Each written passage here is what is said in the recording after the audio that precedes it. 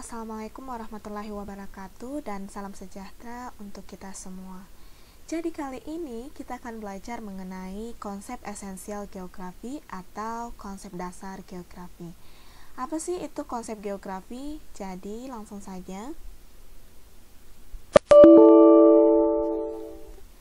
Konsep geografi merupakan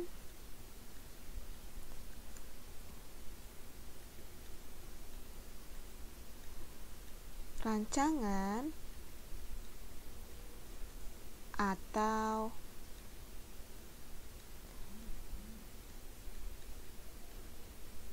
gambaran objek, proses, atau apapun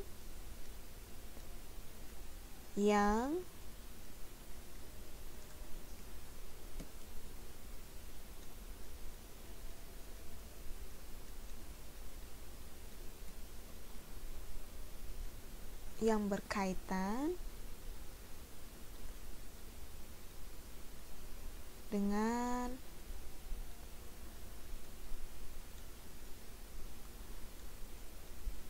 fenomena geosfer baik secara alamiah maupun sosial. Oke, jadi secara umum konsep esensial geografi itu merupakan konsep yang digunakan untuk memahami dan mempelajari fenomena perubahan alam dan aspek sosial. Terdapat 10 konsep esensial geografi yang harus kita ketahui. Apa saja ke-10 konsep itu? Yang pertama ada konsep lokasi. Terus yang kedua ada konsep jarak. Yang ketiga ada konsep morfologi. Yang keempat ada konsep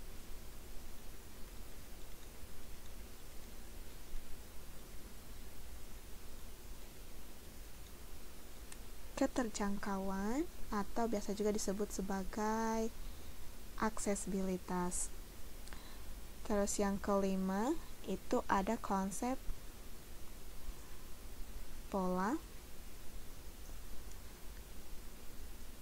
Yang keenam itu ada konsep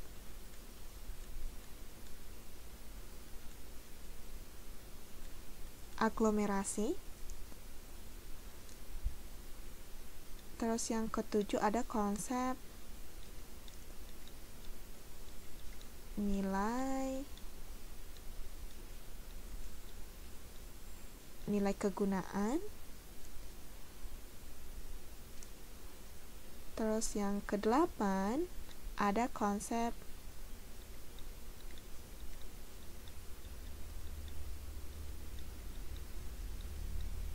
diferensiasi area. Terus yang kesembilan ada konsep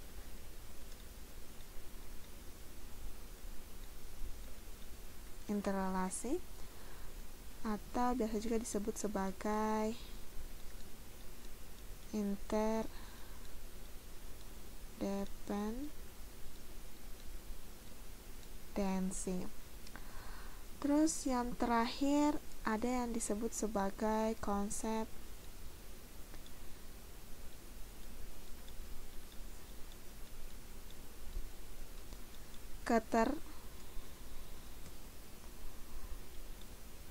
keterkaitan ruang. Oke, jadi inilah 10 konsep esensial geografi. Apa saja sih yang dimaksud dengan ke-10 konsep ini? Mulai dari konsep lokasi sampai konsep keterkaitan ruang. Oke, langsung saja kita bahas satu persatu. Nah, konsep yang pertama adalah konsep lokasi. Saya rasa teman-teman sudah tahu apa yang dimaksud dengan lokasi. Jadi, lokasi itu merupakan letak atau tempat di mana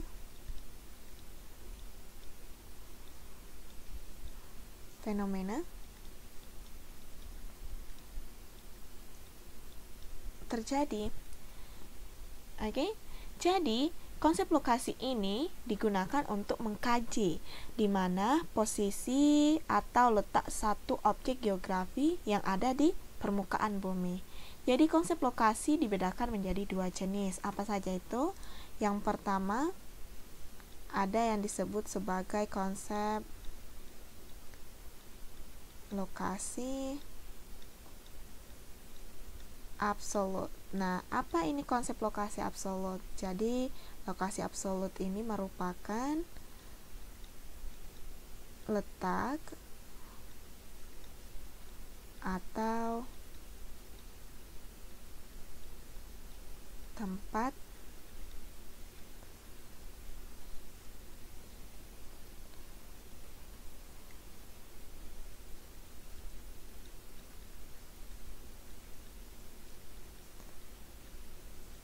berdasarkan garis astronomis. Nah, jadi lokasi absolut ini adalah lokasi yang menunjukkan suatu objek yang ditentukan oleh garis astronomis. Nah, apa yang dimaksud dengan garis astronomis? Nah, garis astronomis itu merupakan garis lintang dan garis bujur. Coba perhatikan gambar di samping. Nah, ini adalah salah satu contoh lokasi absolut. Misalnya Indonesia. Nah, Indonesia terletak di 6 derajat lintang utara sampai 11 derajat lintang selatan dan 95 derajat bujur timur sampai 141 derajat bujur timur. Terus yang kedua itu ada konsep lokasi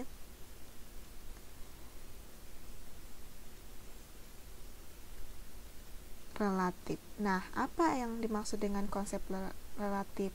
Nah, lokasi relatif itu merupakan letak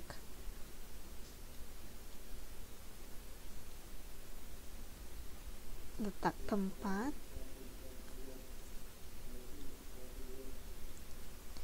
dilihat dari daerah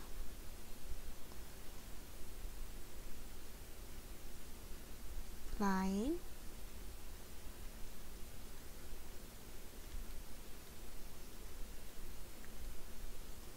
sekitarnya. Oke. Jadi, berbeda dengan lokasi absolut.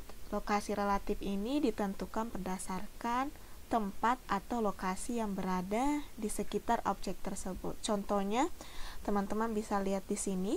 Ini letak geografis Indonesia. Jadi, Indonesia berada di antara dua benua dan dua samudra, yaitu benua Asia dan benua Australia dan samudra Pasifik dengan samudra India. Oke, inilah yang dimaksud dengan konsep lokasi. Terus konsep yang kedua itu ada konsep jarak. Oke. Apa yang dimaksud dengan jarak? Jadi jarak merupakan ruang atau sela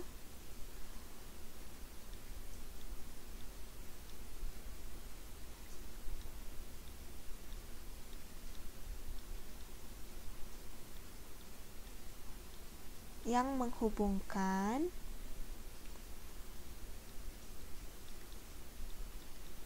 antara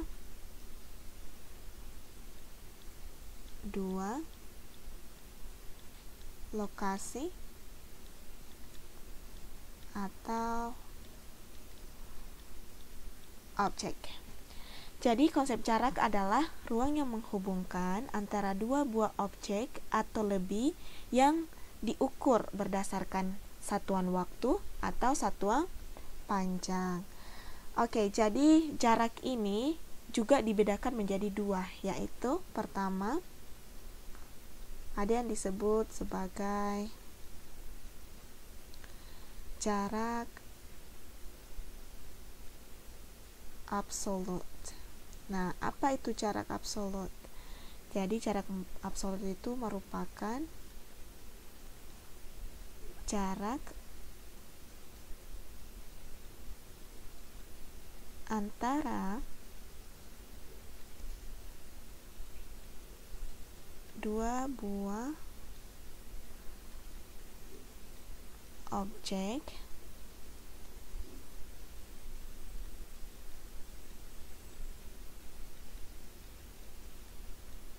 yang diukur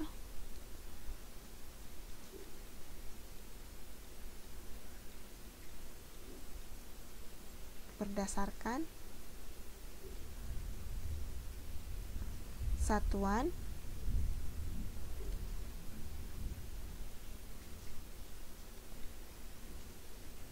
panjang.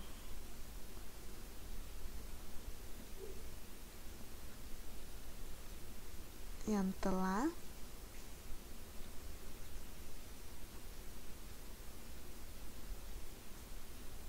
ditetapkan.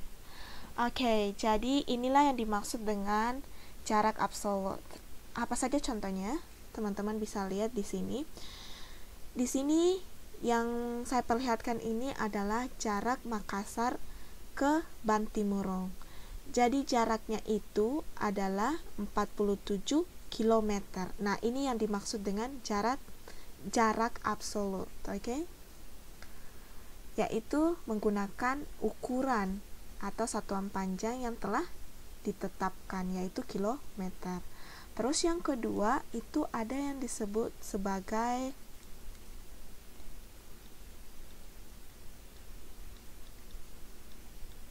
jarak relatif. Nah, apa yang dimaksud dengan jarak relatif? Jadi, jarak relatif itu merupakan jarak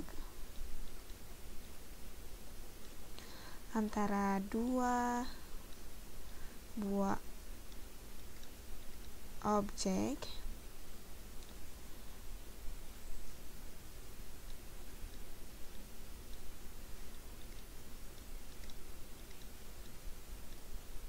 yang dihitung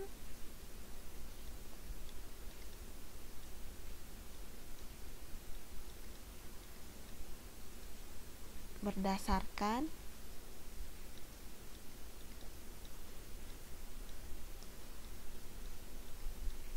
satuan waktu, sehingga bisa terjadi perbedaan antara satu individu dengan individu yang lain.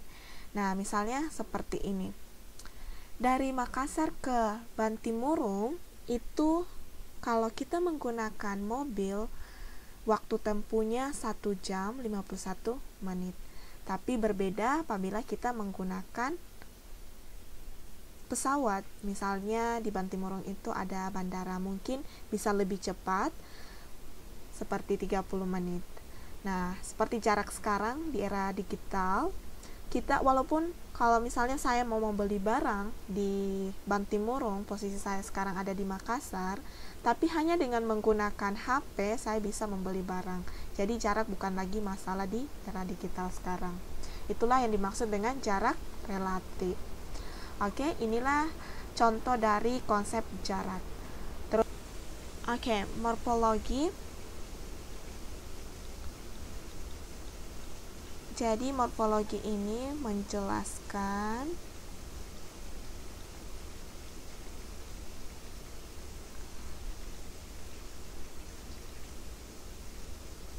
tentang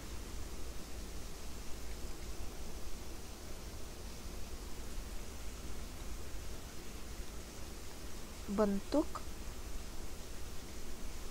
muka bumi. Jadi inilah kata kunci dari morfologi. Karena sebagaimana yang kita ketahui bahwa bentuk muka bumi itu berbagai macam. Ada yang berbentuk pegunungan, coba lihat di contoh. Ada yang berbentuk dataran rendah, ada yang berbentuk lembah, dataran tinggi. Jadi inilah contoh dari morfologi, konsep morfologi. Jadi konsep morfologi juga bisa diartikan hubungan antara bentuk muka bumi dengan aktivitas manusia. Contohnya,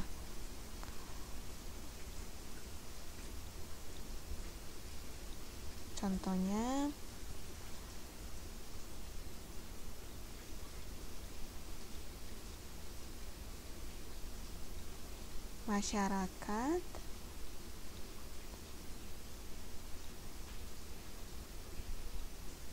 di dataran tinggi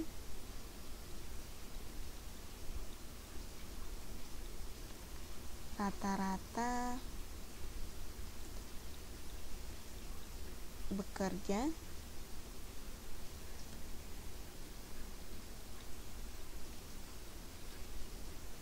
sebagai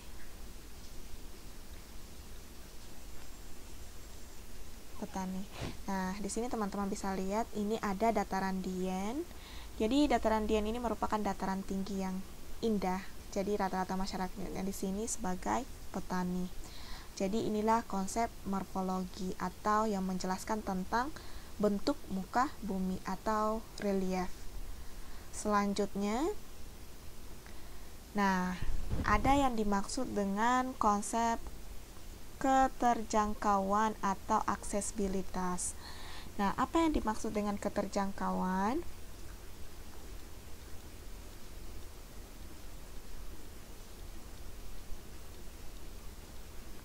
Jadi keterjangkauan itu merupakan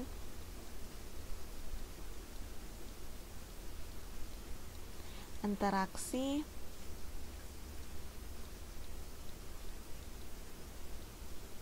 maksimal antara tempat yang dapat dicapai baik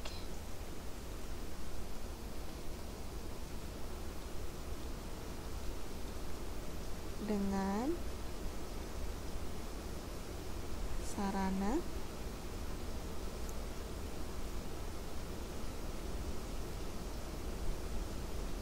transportasi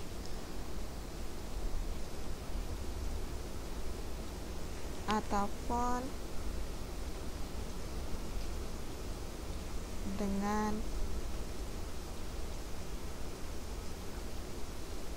berjalan kaki. Jadi yang dimaksud dengan keterjangkauan atau aksesibilitas ini merupakan tingkat kemudahan suatu tempat untuk dicapai dari tempat lain. Nah, mudah atau tidaknya dicapai dari tempat lain itu tergantung pada sarana transportasi dan kondisi medan. Coba perhatikan gambar di sini ya. Nah, di sini ada gambar yang di sini ada gambar yang pertama. Nah, gambar yang pertama ini teman-teman bisa lihat ini jalan yang rusak, medannya rusak. Jadi untuk mencapai untuk jalan di sini ini agak sulit karena medannya rusak. Terus gambar yang kedua, teman-teman bisa lihat di sini ada medannya juga. Medannya di sini ada anak sekolah yang ingin berangkat ke sekolah walaupun jaraknya yang dekat, tapi karena mereka menggunakan jembatan gantung ini jadi sulit dicapai. Terus yang ketiga, gambar yang ketiga teman-teman bisa lihat ini ada gambar jalanan tol ya. Jadi ini lebih mudah dijangkau karena kita bisa menggunakan mobil dengan mudah. Dan gambar yang keempat lagi, ini lebih cepat lagi karena kita menggunakan pesawat. Jadi kalau kita menggunakan pesawat terbang itu lebih cepat sampai. Oke? Inilah yang dimaksud dengan keterjangkauan atau aksesibilitas, tingkat kemudahan suatu tempat untuk dicapai dari tempat yang lain. Oke? Selanjutnya, nah, konsep yang kelima itu ada yang dimaksud dengan konsep pola. Nah, apa yang dimaksud dengan konsep pola? Jadi, pola merupakan yang berkaitan ya, yang berkaitan dengan susunan, bentuk, dan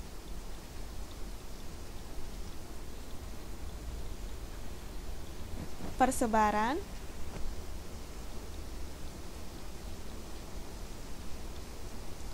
fenomena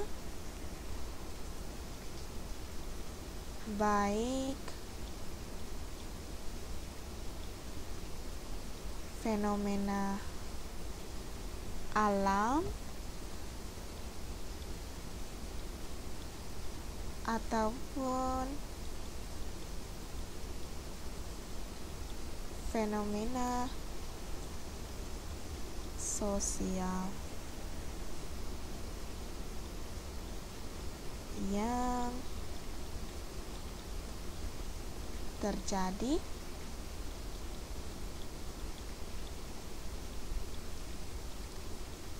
di permukaan bumi. Oke, jadi inilah yang dimaksud dengan fenomena atau konsep pola.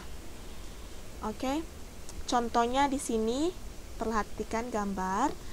Ini ada pola permukiman memanjang di sepanjang jalan. Jadi pola permukimannya itu mengikuti jalan raya. Oke, ini mengikuti jalan raya.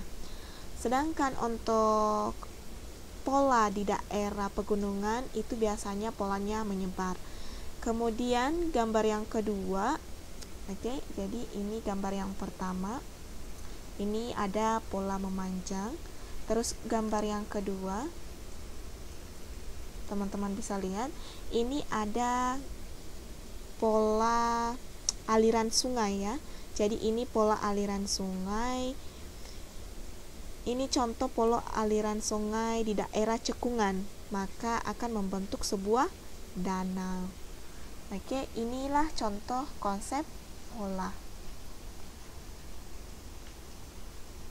Terus yang keenam, ada konsep aglomerasi. Nah, apa itu aglomerasi? Jadi konsep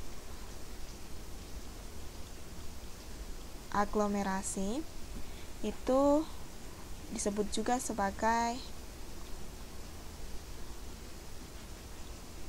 pemusatan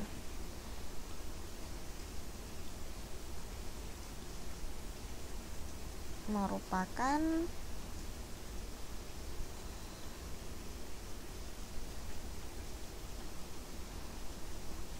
pengelompokan suatu peristiwa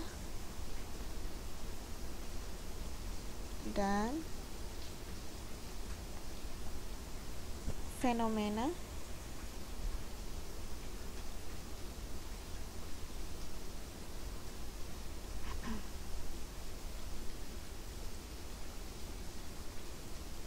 dengan berdasarkan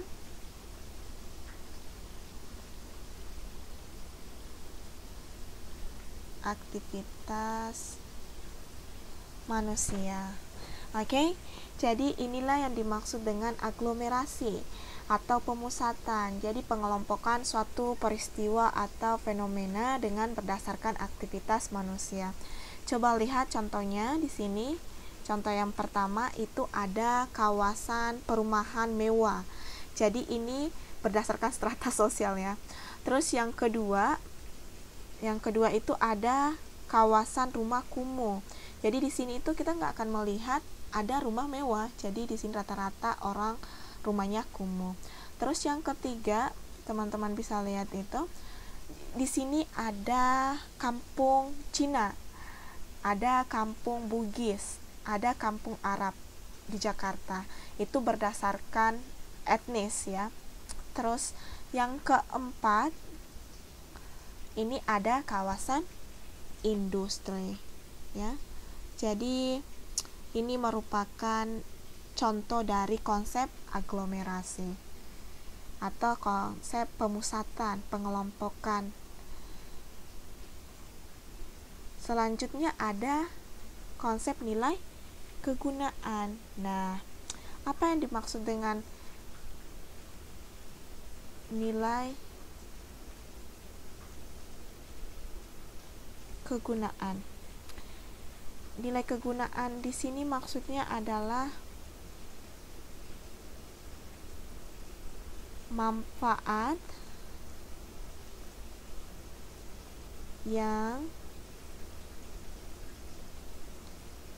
diberikan oleh satu wilayah di muka bumi pada makhluk hidup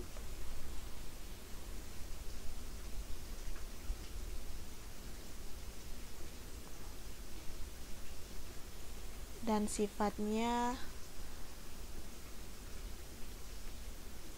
adalah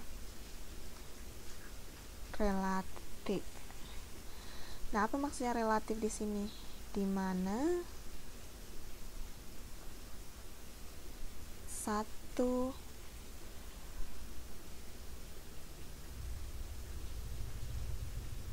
dengan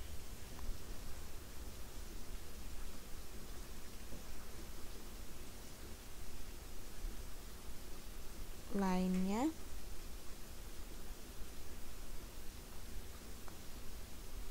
pasti akan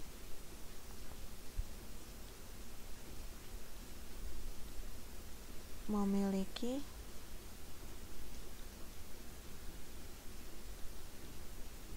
nilai guna yang berbeda. Oke, inilah yang dimaksud dengan nilai kegunaan. Jadi nilai kegunaan itu maksudnya adalah manfaat atau fungsi geografis bagi manusia, dan ini sifatnya relatif. Nah, di sini saya sudah berikan dua contoh. Oke, coba lihat gambar yang pertama dengan gambar yang kedua. Ini sama-sama saya memberikan contoh kebun teh. Nah, gambar yang pertama di sini, di gambar yang pertama kebun teh itu bagi masyarakat atau petani teh itu merupakan lahan tempat bekerja. Berbeda dengan gambar yang kedua. Jadi bagi para wisatawan ya, mereka menurutnya kebun teh itu merupakan tempat untuk istirahat, untuk hiburan, untuk berlibur. Jadi untuk beristirahat sejenak dari hiruk pikuk perkotaan. Jadi inilah yang dimaksud dengan nilai kegunaan. Jadi ya tergantung ya. Kebun teh menjadi tempat wisata bagi masyarakat kota. Sedangkan bagi penduduk yang ada di sana, kebun teh itu merupakan tempat untuk bekerja. Itulah yang dimaksud dengan nilai kegunaan yang sifatnya relatif, tergantung orangnya. Oke, selanjutnya kita pindah ke konsep diferensiasi area. Nah, apa yang dimaksud dengan diferensiasi area? Oke.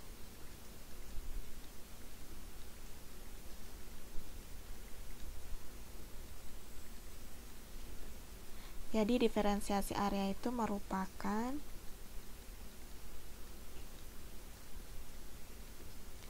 perbedaan interaksi antara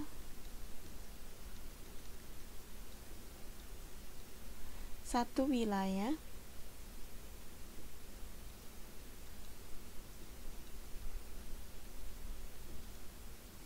di muka bumi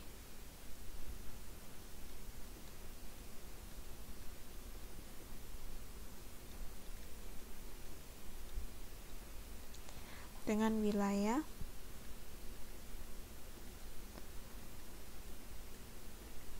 yang lainnya. Oke. Jadi, teman-teman bisa lihat di sini ada gambar yang pertama. Ini contoh gambar yang pertama, kedua, ketiga, dan yang keempat. Nah, perbedaan interaksi antara satu wilayah dengan wilayah yang lain, apa maksudnya? Nah, di sini coba lihat gambar yang pertama, itu ada daerah pedesaan. Nah, di sini itu daerah desa, kita lihat lebih banyak sawah-sawah. Sedangkan untuk gambar yang kedua, untuk daerah kota itu ciri khasnya lebih banyak kendaraan dan bangunan-bangunan yang bertingkat. Terus yang ketiga ini, teman-teman bisa lihat ini daerah pegunungan, dan daerah keempat itu ada daerah pantai. Jadi inilah yang dimaksud dengan konsep diferensiasi area atau perbedaan suatu daerah dengan daerah lainnya. Jadi masing-masing daerah itu punya ciri khas. Desa dengan lahan sawah yang luas, kota dengan banyaknya kendaraan, gitu kan.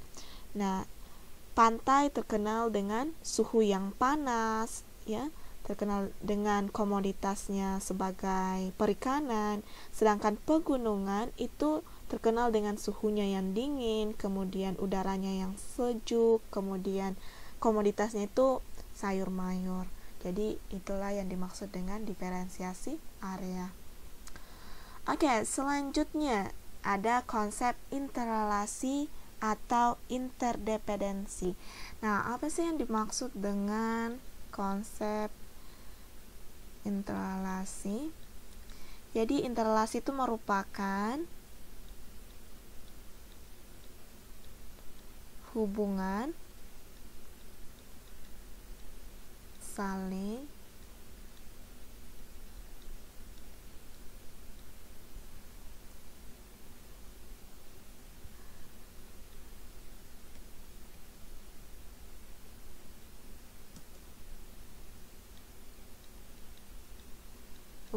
mempengaruhi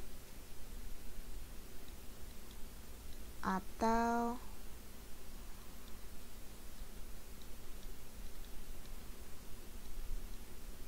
membutuhkan antara satu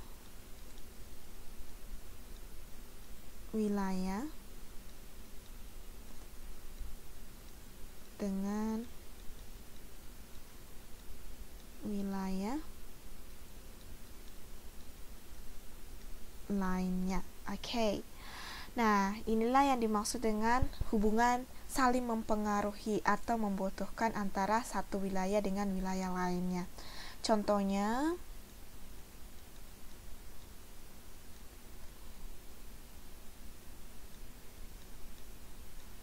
desa mengirim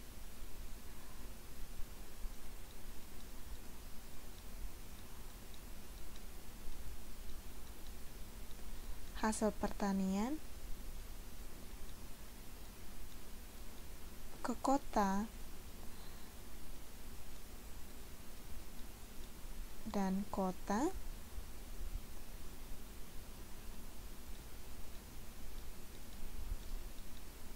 mengirim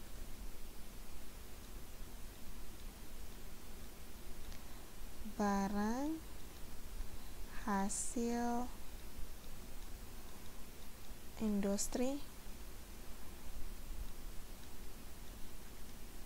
ke desa. Oke, coba perhatikan gambar di samping.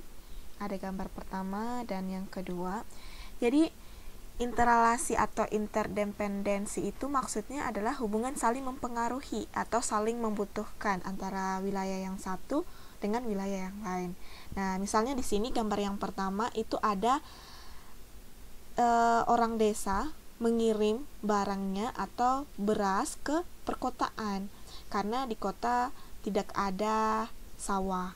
Terus yang kedua itu ada kawasan tentang penghasil roti ya, industri roti di sini. Nah, masyarakat kota itu mengirim hasil industrinya, hasil rotinya ke desa karena di desa tidak ada pembuat roti besar. Jadi itulah yang dimaksud dengan konsep interrelasi atau interdependensi. Contohnya desa mengirim hasil pertanian ke kota dan kota mengirim barang hasil industri ke desa. Terus yang terakhir nih, yang terakhir itu ada konsep keterkaitan ruang.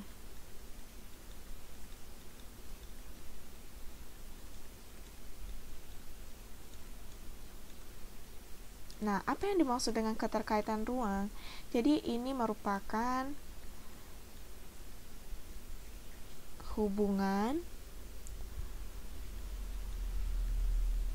sebab akibat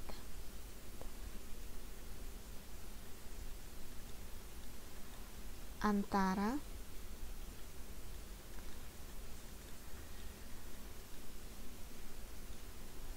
satu fenomena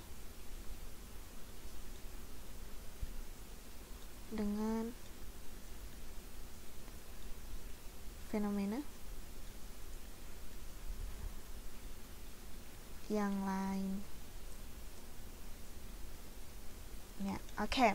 Jadi inilah yang dimaksud dengan keterkaitan ruang, yaitu konsep suatu wilayah yang dipengaruhi atau dikaitkan dengan wilayah yang lain. Misalnya, kita lihat di sini ada gambar yang pertama. Ini ada gambar seorang wanita yang memakai pakaian tebal. Kenapa mereka memakai pakaian tebal? Karena di sini lagi daerah yang dingin. Jadi ini saling berpengaruh. Ini yang dimaksud dengan keterkaitan ruang. Jadi mereka daerah dingin itu berpakaian tebal karena daerahnya dingin. Jadi ini yang dimaksud dengan keterkaitan ruang. Terus yang kedua di sini. Gambar yang kedua itu ada gambar orang yang, jadi maksudnya adalah masyarakat yang padat itu akan berpengaruh dengan transportasi. Oke, jadi ini saling berpengaruh ya. Saling berpengaruh. Masyarakat yang padat di Jakarta akan berpengaruh dengan kondisi lalu lintas yang ada di Jakarta. Itulah yang dimaksud dengan keterkaitan ruang. Jadi tingginya kepadatan penduduk di Jakarta itu menyebabkan kemacetan. Oke. Jadi inilah 10 konsep esensial geografi. Semoga teman-teman bisa mengerti apa yang saya sampaikan dan tetap semangat belajarnya. Sampai ketemu di video selanjutnya. Wassalamualaikum warahmatullahi wabarakatuh.